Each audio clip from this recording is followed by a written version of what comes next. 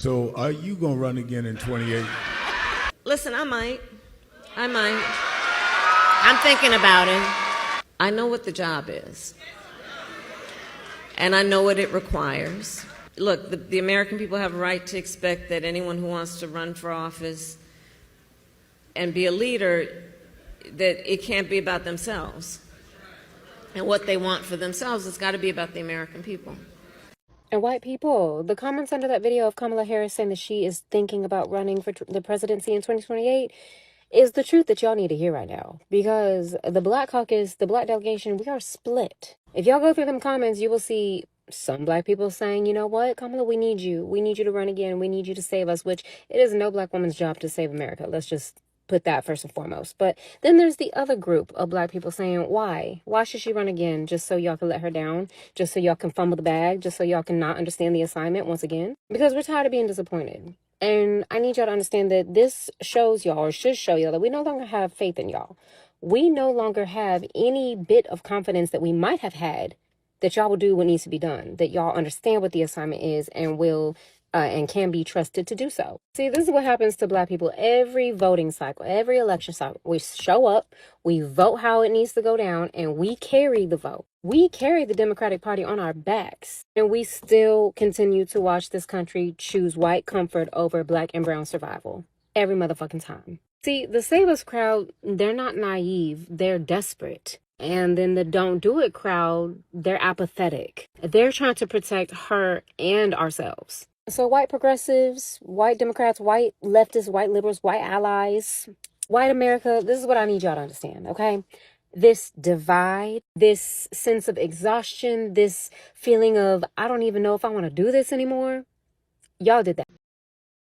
All right, so we need to talk about what just happened with Kamala Harris, because if you're actually paying attention, this is one of those moments where you can see a political disaster brewing from a mile away. And Democrats, whether they want to admit it or not, should be panicking right now. Kamala Harris shows up to what is essentially another political pandering event. This one was hosted by Al Sharpton's National Action Network. And let's just be honest about what these events are. They are not about serious policy discussion. They are about signaling.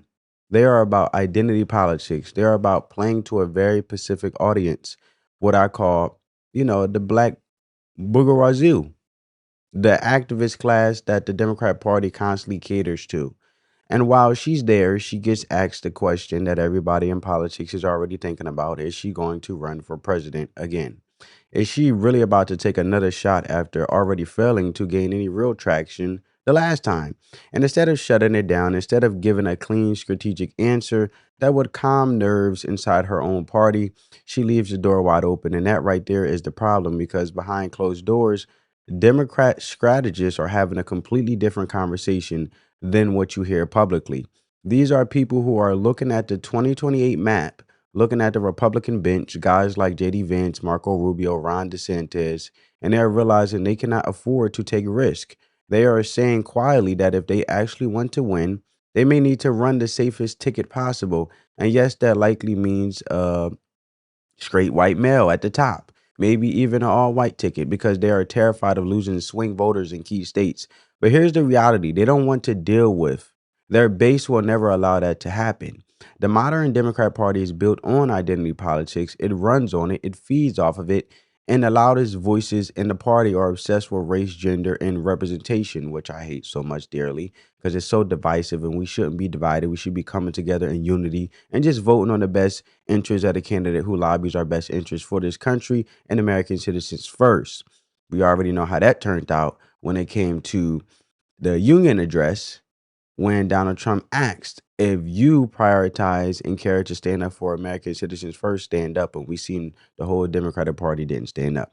So when Kamala Harris even hints at running again, she throws a wrench into the entire strategy, because if she runs, there is no scenario where the Democrat base just quietly steps aside and says, you know what, let's just go with a safe white guy this time. That's not happening. So now the party is stuck in a trap of its own making. What they think can win versus what their base will actually accept.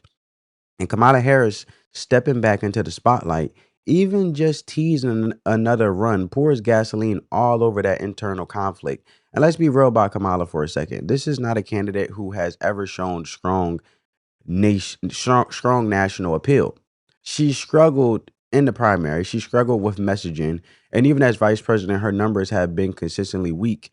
Yet she is again positioning herself as a serious contender, and that should make Democrat insiders very, very nervous. Now, when I mentioned about the white individual and that being the ticket for the Democrat Party to hopefully swing voters in key states or swing states, such as swing voters being the key to unlock the door for the Democrat Party to even see some success in the 2028 presidential run.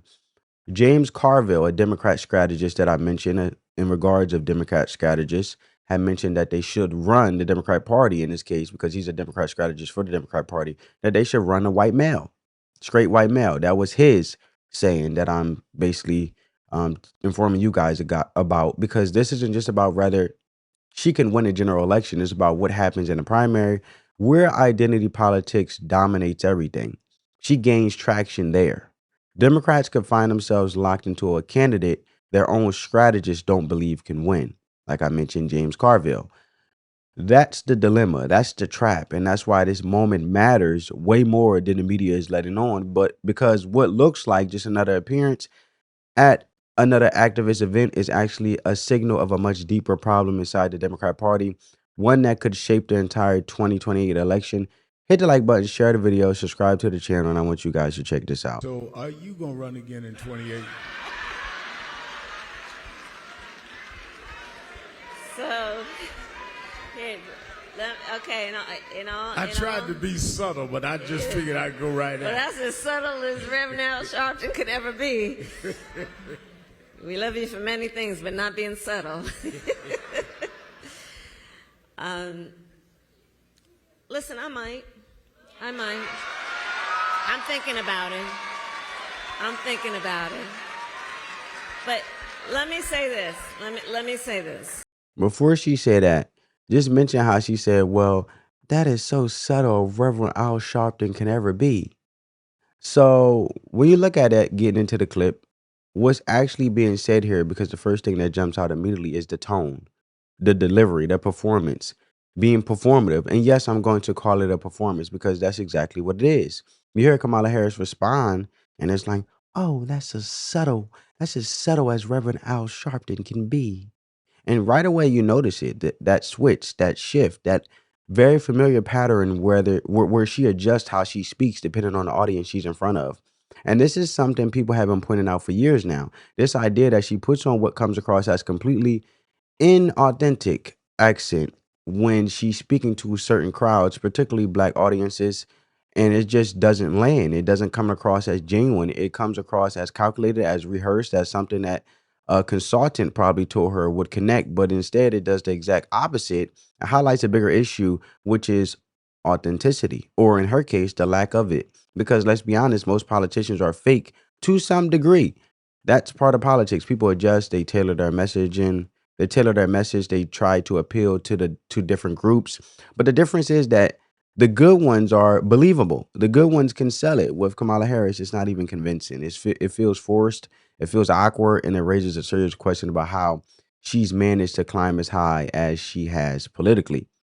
And that's where this becomes more than just a personality critique. It actually ties into a broader conversation about how the system works. Because when you look at her track record, when you look at her performance in the 2020 primary, where she couldn't even make it to the early contest in a meaningful way.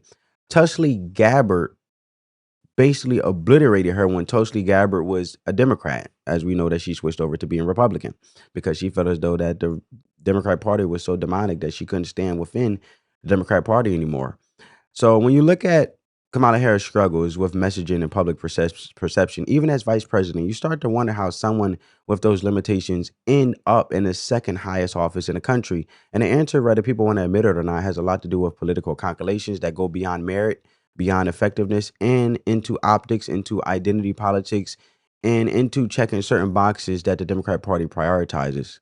And this is where my criticism of the system itself comes in, because when you have a process that elevates candidates based on factors that aren't tied to competence or leadership ability, you end up with outcomes like this. You end up with leaders who, when put in front of the American people, struggle to connect in a genuine way, who rely on scripted moments and curated appearances instead of clear, confident communication. And again, this isn't just about one person, it's about what that person represents within the current political structure. Because if the pathway to power is shaped more by identity politics and internal party dynamics than by actual performance and capability, then you're going to keep seeing candidates who don't resonate broadly with the country. And that becomes a serious problem when you're headed into a high stake election cycle. Now, to be fair, her supporters would argue that she brings representation, that she brings a different perspective, that her presence in that role is historically significant, and that those things matter.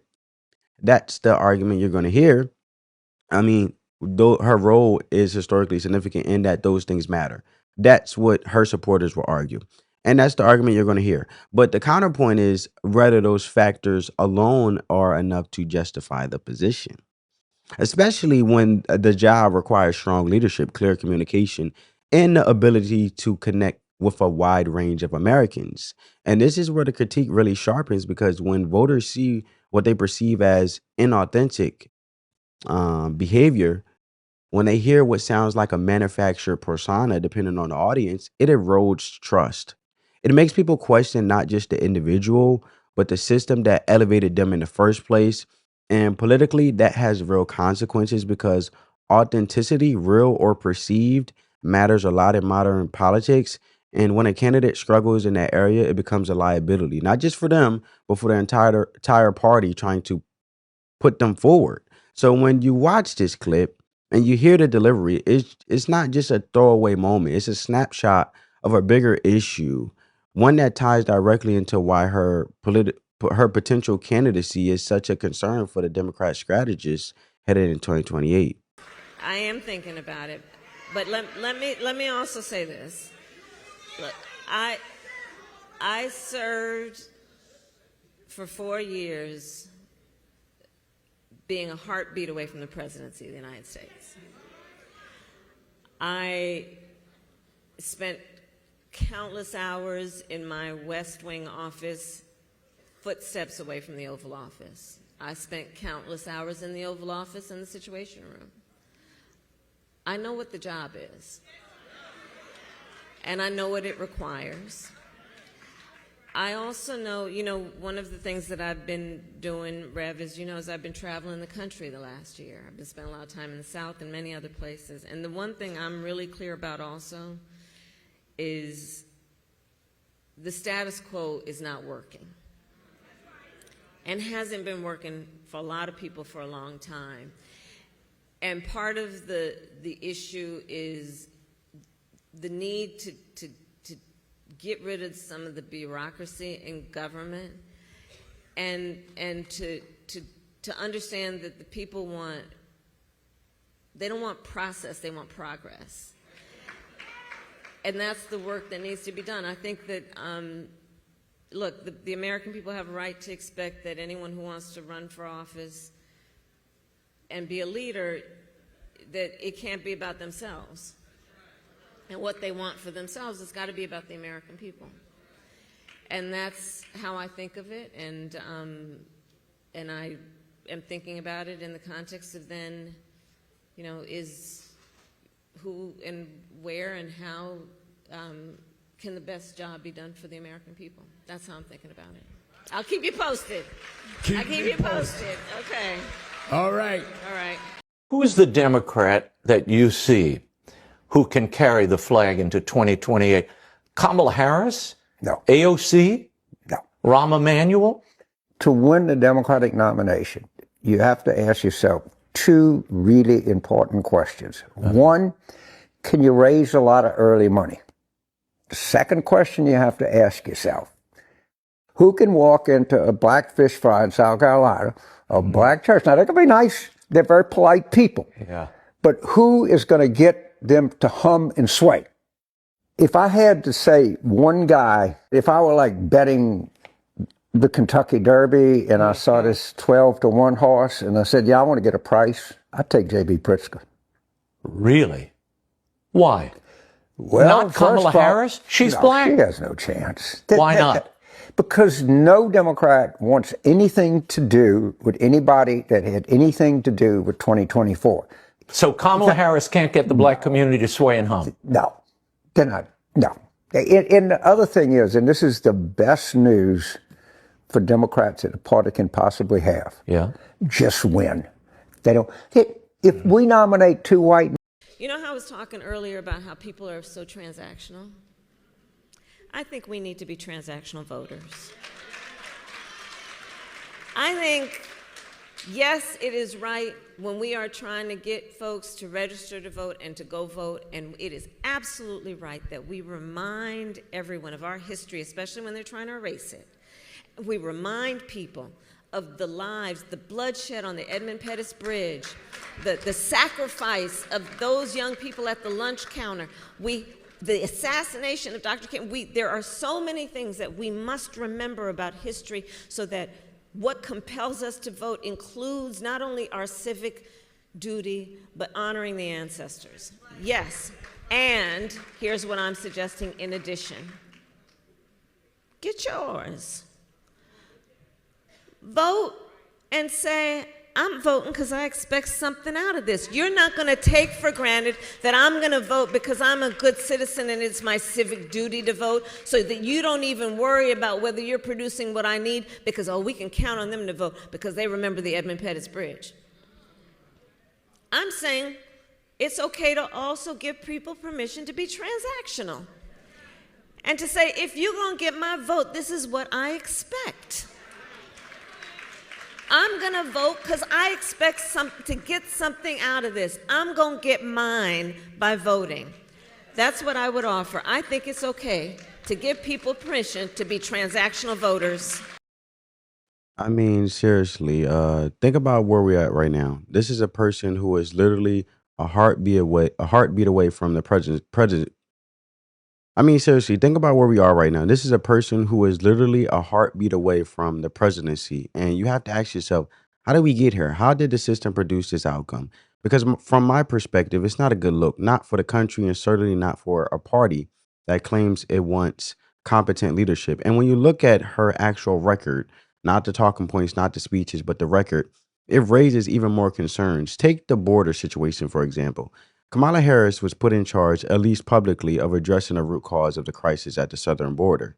That was the assignment. That was what the American people were told.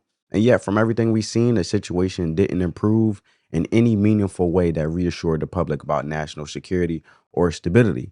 If anything, it became a political liability for the administration, and that matters because when you are evaluating whether someone is ready to lead the entire country, you look at how they handled the responsibilities they were already given. And in this case, it's not a strong argument in her favor. Now, politically, this is where it becomes a real problem for Democrats heading into 2020. Because if Kamala Harris ends up as the nominee, you're looking at a candidate who has already struggled multiple times on the national stage. The first time she ran, she didn't even make it out of the Democrat primary in any meaningful way. She couldn't build support. She couldn't sustain momentum, and her campaign collapsed before it ever really got off the ground. The second time, she wasn't even chosen through a traditional competitive process. She was selected.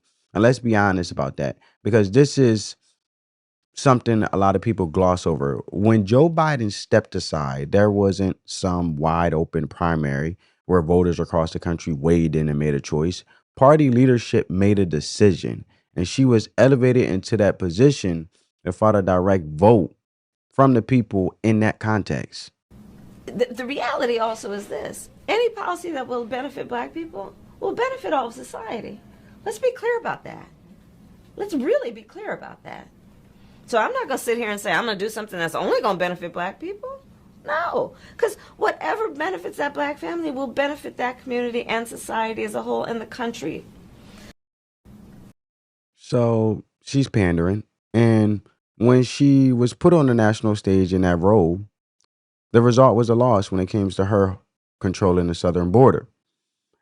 Now you're talking about a potential third attempt. And at some point you have to ask, what has fundamentally changed? What is different now than what would suddenly make her a stronger candidate than she was before? And even within her own party, there are people who see this problem clearly. Not everyone on the left is blind to it. There are Democrats, strategists. I showed you James Carville, voters, commentators who are looking at this and saying this is not a winning formula. This is not the person you put forward if your goal is to win a general election in a country that is deeply divided and highly competitive politically. They understand that elections are not won by checking boxes. They are won by building broad coalitions, by appealing to independents, by persuading people who are not already in your corner. And the concern with Kamala Harris is that she hasn't demonstrated the ability to do that effectively. So when you hear that she might run again, the reaction from some corners of the Democrat Party isn't excitement, it's anxiety. It's people saying maybe quietly, maybe publicly, this is not the move. This is not the strategy that puts us in the best position to win.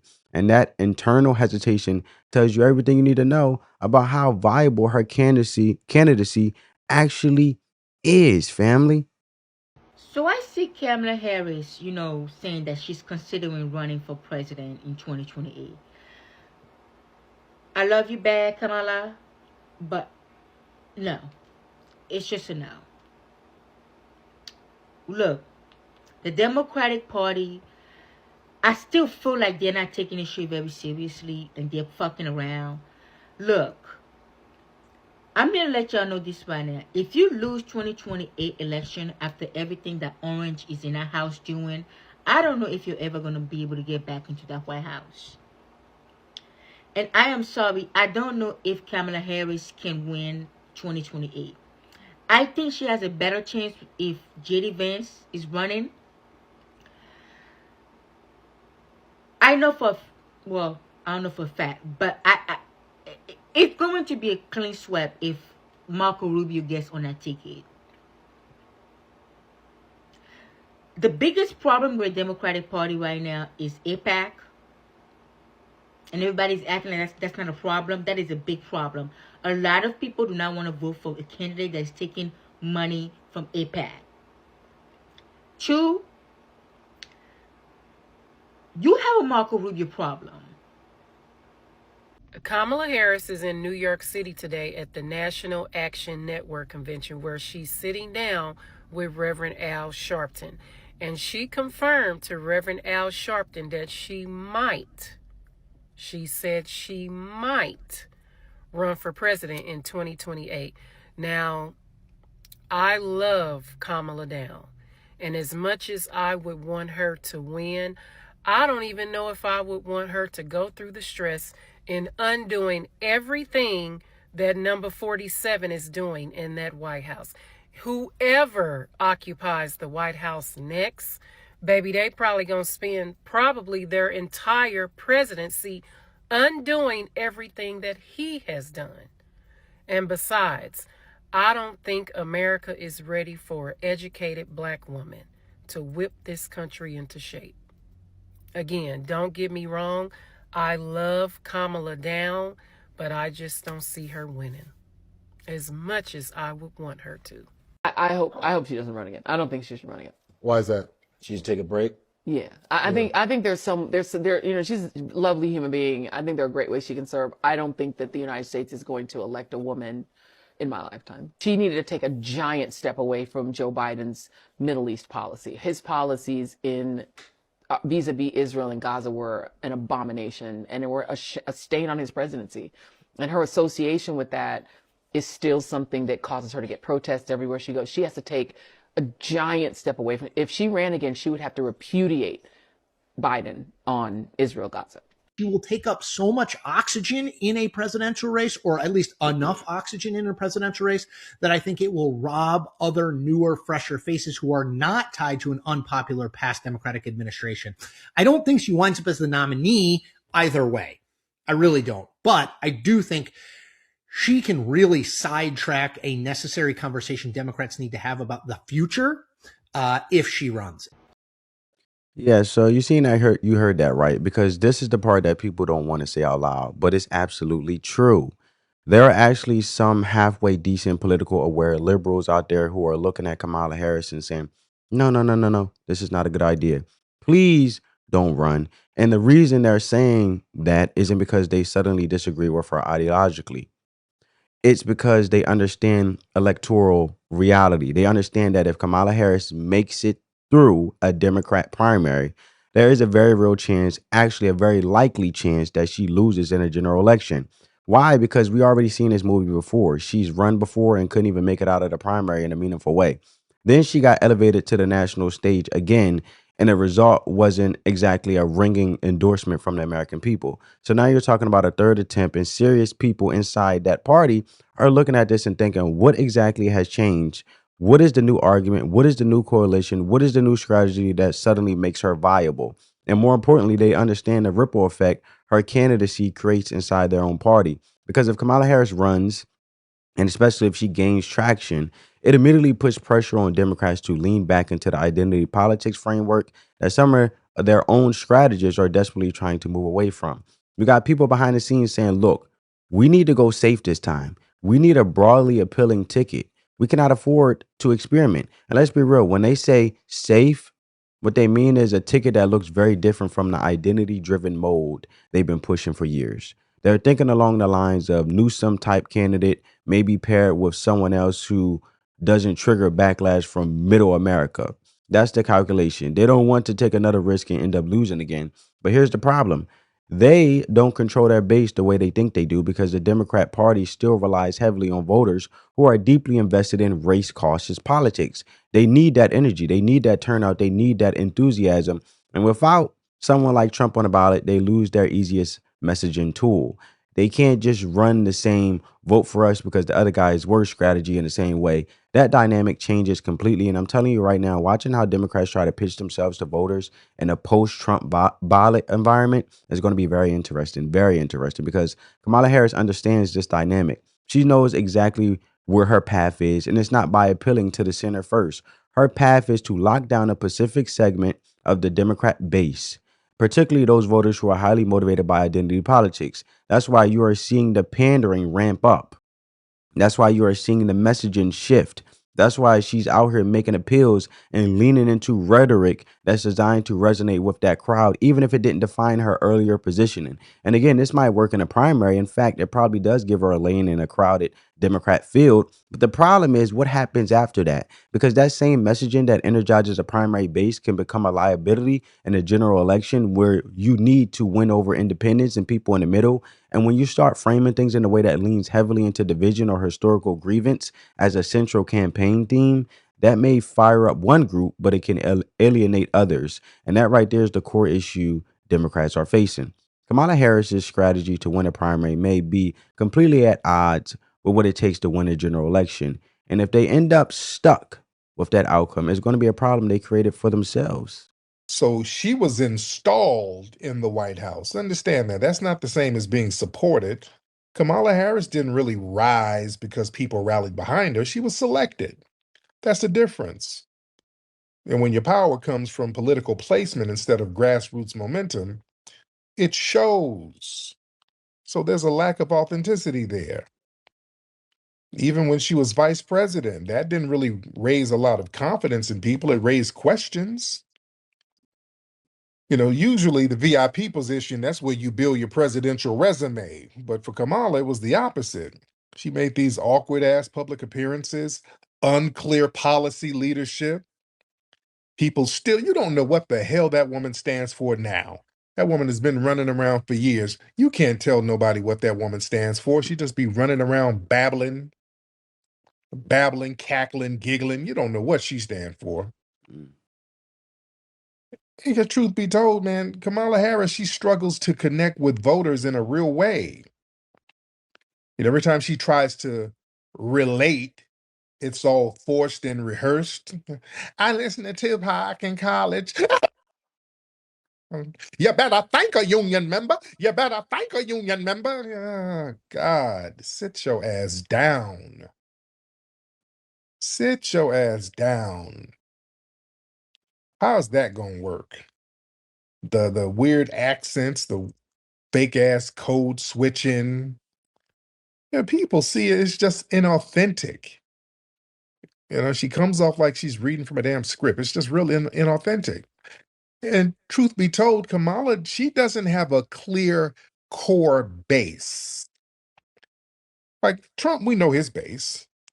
Even Biden, we know his base. Who's Kamala Harris's real base? Nobody can really answer that. She hasn't really locked in with black voters like that. Progressives, they don't really trust her. Moderates don't see her as strong leadership. So she doesn't really have a solid foundation. Yeah, so let's translate what's actually being said here because once you strip away the political language in the performance, the message is pretty clear. It's very Pacific, a very Pacific voting block. It's basically, hey, if I run, I'm going to say all the things you want to hear. I'm going to make all the promises that resonate with you, regardless of whether those things are realistic or even something I was willing to stand on before. That's the game. That's how this works in Democrat primaries, especially when identity politics is front and center.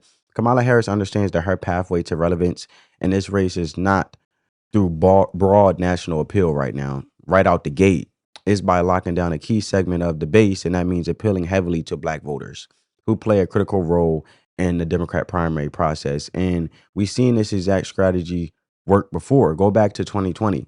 Joe Biden's campaign was on life support. It looked like Bernie Sanders had all the momentum, like he was going to run away with the nomination. And then what happened?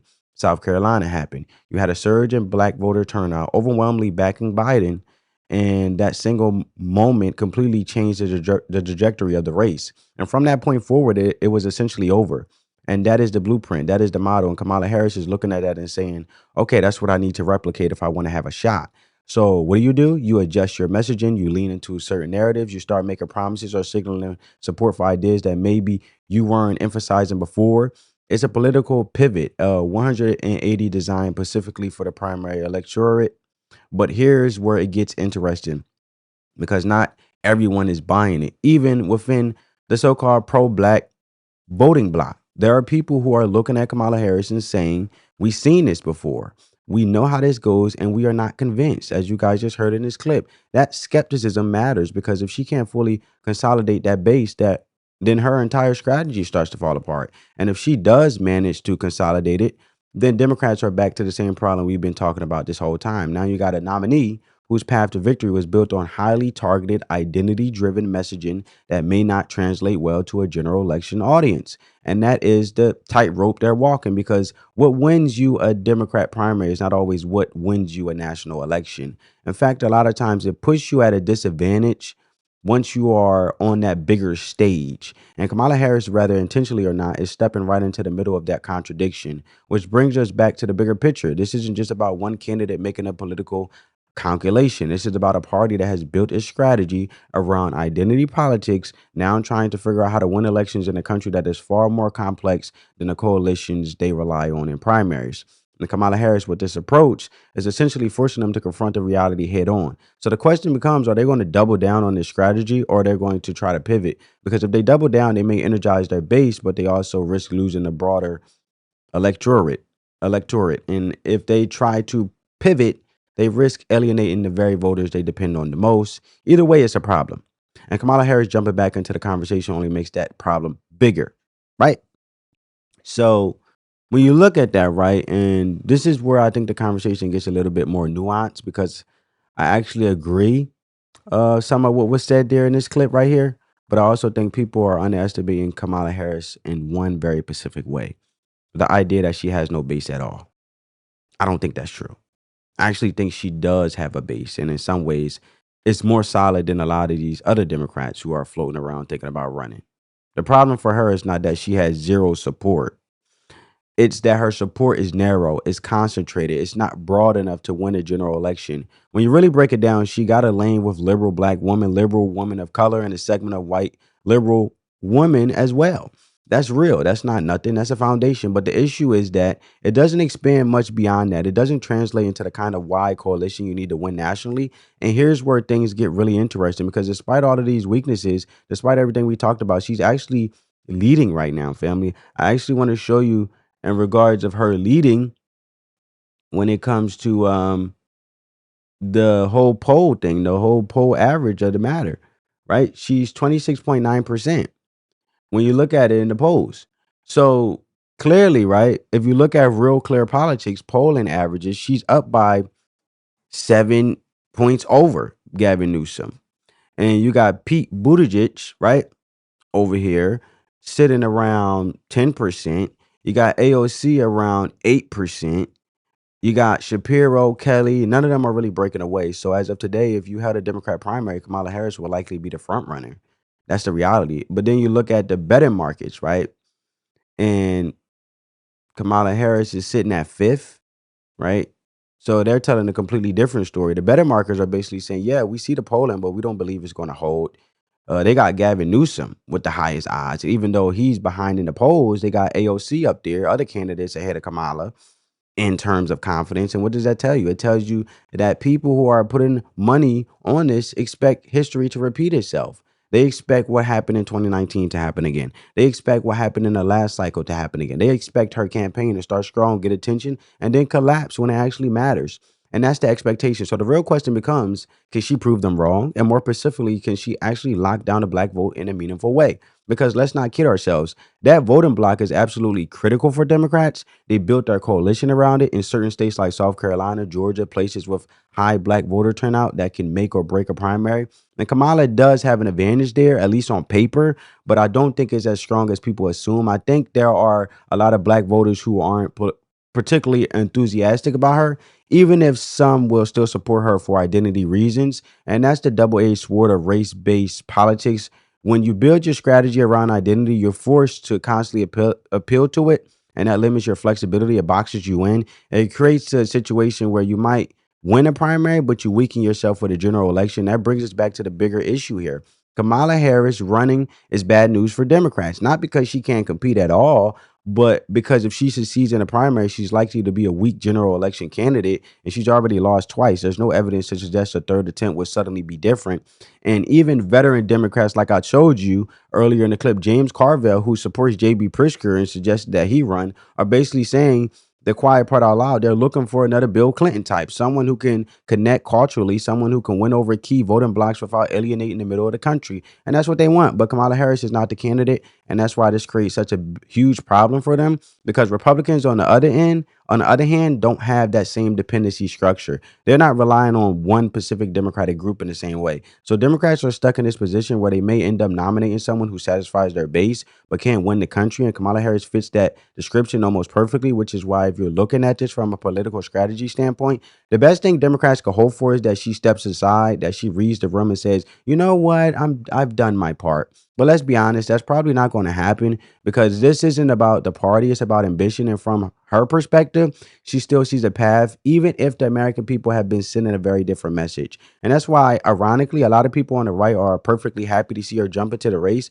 because if she does, it could end up making things a whole lot easier for them. So at the end of the day, we'll see how this plays out. But I think the warning signs are already there. Let me know what you guys think in the comments. Make sure you hit that like button, share the video with others, subscribe to the channel if you haven't already, and don't forget to turn on your post notifications. Catch you next one, family. Peace.